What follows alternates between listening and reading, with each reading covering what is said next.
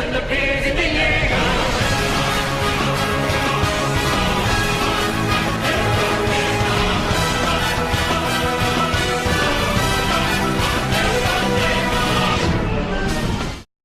Hello everyone, this is SwiftKill991 with the last day of SeaWorld Career Camp. Today, we woke up early, well half of us did, to go meet some penguins! Now unfortunately, due to the light cycle of the penguins in SeaWorld, I could not film inside the exhibit. 1, I had gloves on. 2, I was feeding penguins, and I can't use flash in there. And I learned later on that my camera kinda sucks in the darkness. So unfortunately I don't have any videos of any of the penguins inside the exhibit, but I do have some videos of the penguins that live outside, so I hope you enjoy those. Actually, I lied. I do have one type of bird that lives inside the penguin encounter, and those are puffins.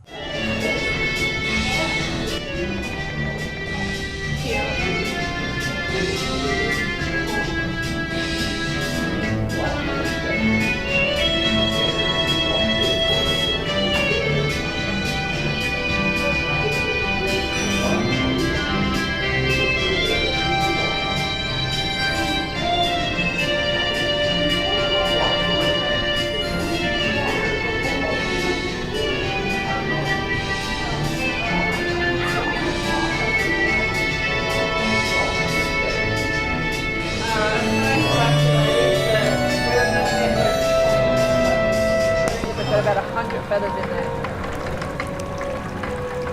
Look at that fan over there.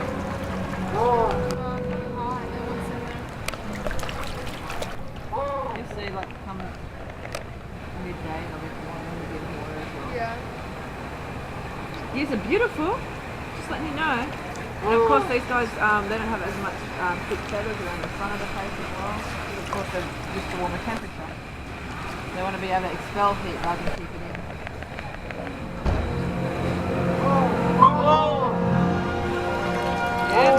Alright, come on, we're gonna get that breakfast.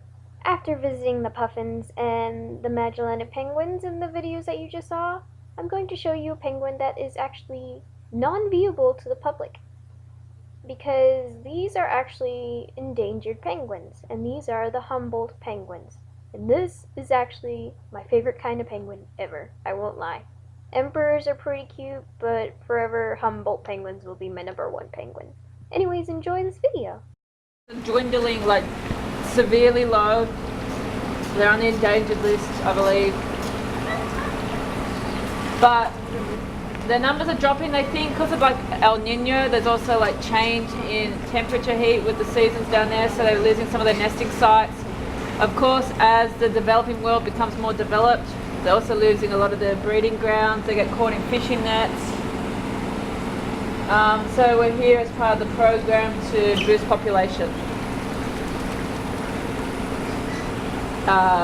Definitely more of a warm weather penguin, so you can see a lot more skin, less feathers around the nose, the beak. They're just chilling. They're loving life.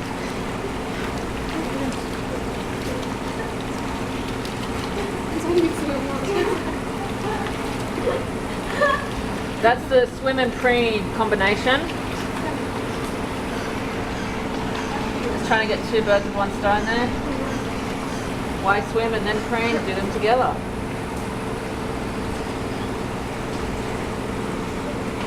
And again, they've got that preening gland at the base of the tail that they get oil from.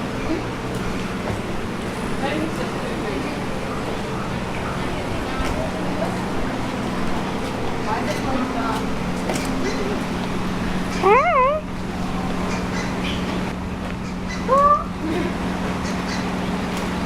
Oh, it's you guys cute. I can't tell, like. Bless you. Megan, Alright. Megan, do you know how to get a picture like that? Alright. Are you looking through it? Yeah, it's not gonna put its name. Hey. Yeah, it's not gonna work.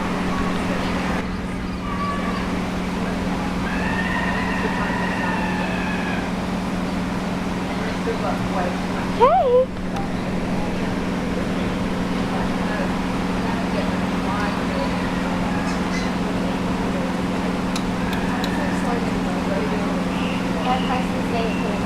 Oh, there's like a seagull thingy here. Mel, what's that? One of the cranes? Hi, buddy. That I don't know. That's cool though. Who are you? Why is that locked up right there? And that's where we keep some of the cranes. They do have cranes in here sometimes, but not this doobie. I don't know what this is. But I'm sure it's there by purpose. We're talking about that these ones aren't going to be, released. We are just trying to boost numbers at the moment. These guys are not feeding on live fish. They haven't got the skills to go out in the wild. So we want to make sure we have the numbers. In case we do have problems with them in the wild, they do go extinct, and then we can start setting them up in situations to put them in an environment that's very similar. Can you put a license in there and you want to go at it? We can start trying to. Yeah. Sure. But a lot of these have been like living crazy. It's not hand-fed. We're not really trying to. This is like not like you guys are camping the penguins, but they're still living a very sheltered life. Let's just say that. They're provided with food. No predators. Keep molting. He may be ill, but he's probably just good molting. Like I said, they just have once a year. Pretty to be well. They don't always have it to be molt. Like I think I said, like every. Look at his kids. So they will molt every year, and then every 2 years they have what they call a severe. We then pass quickly over the lesser flamingos, and this is the only time that I ever filmed any flamingos. Yep, flamingos.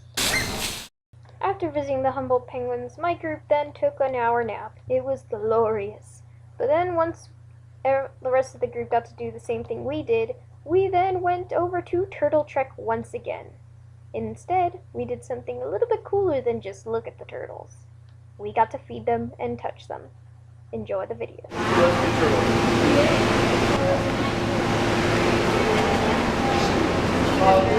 I had this all day. Hi, turtle. Hey. Are you hungry? Is that what you want?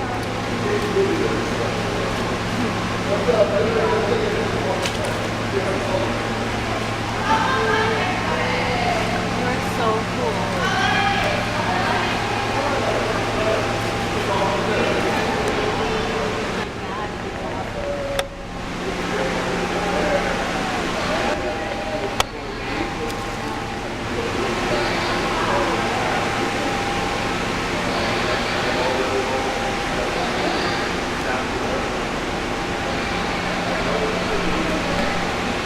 Very powerful beaks.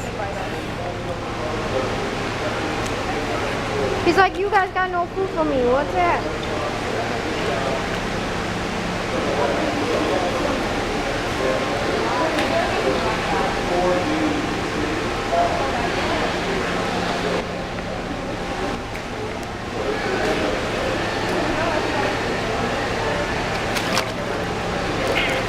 They're all like coming here now. They're all like, oh my god, where's the food? That one's doing something with its arms. Huh? That one's doing something with its arms. He just wants to like wait. Hey! Is this one Bruce again? Cute. Which one's Bruce? Oh, there's a huge one here and there's a huge one there. Bruce is the lighter one. And this one's him.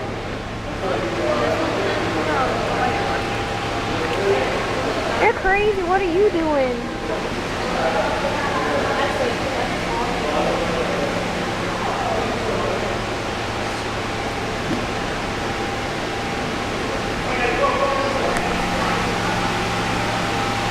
Just remember where the lettuce ends and your hand begins. Yeah. Because if they get a hold of your finger, it's not going to feel good. And you know, they don't really come out of the water, so if you push the lettuce a little bit more in the water, there you go.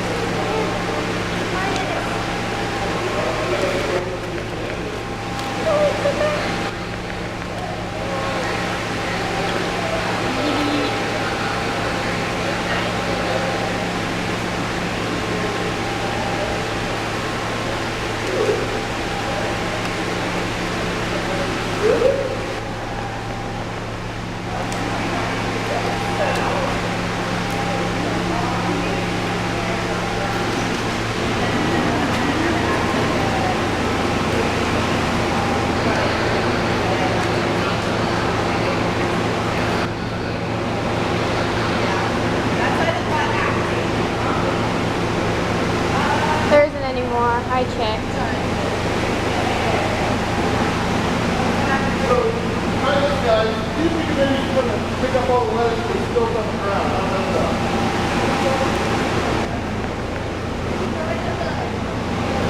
What?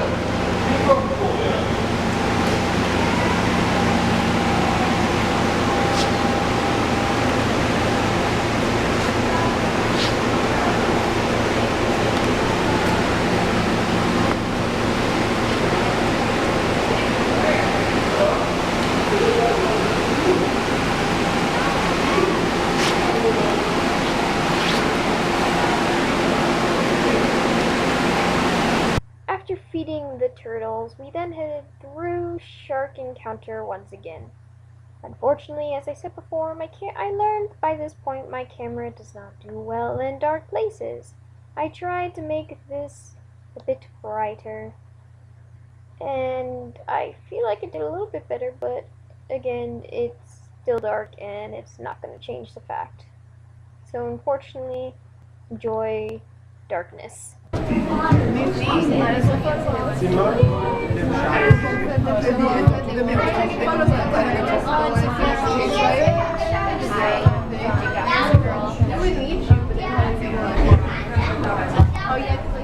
After having gone through Shark Encounter, we quickly actually went behind the scenes of Shark Encounter, not the Shark Lab, where we got to do snorkeling through the glass and looking into the Shark Encounter.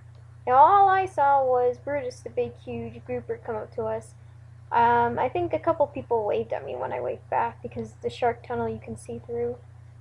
But other than that, everyone else seemed to see some sharks. But, you know, it was a cool experience that I actually had never done before at camp.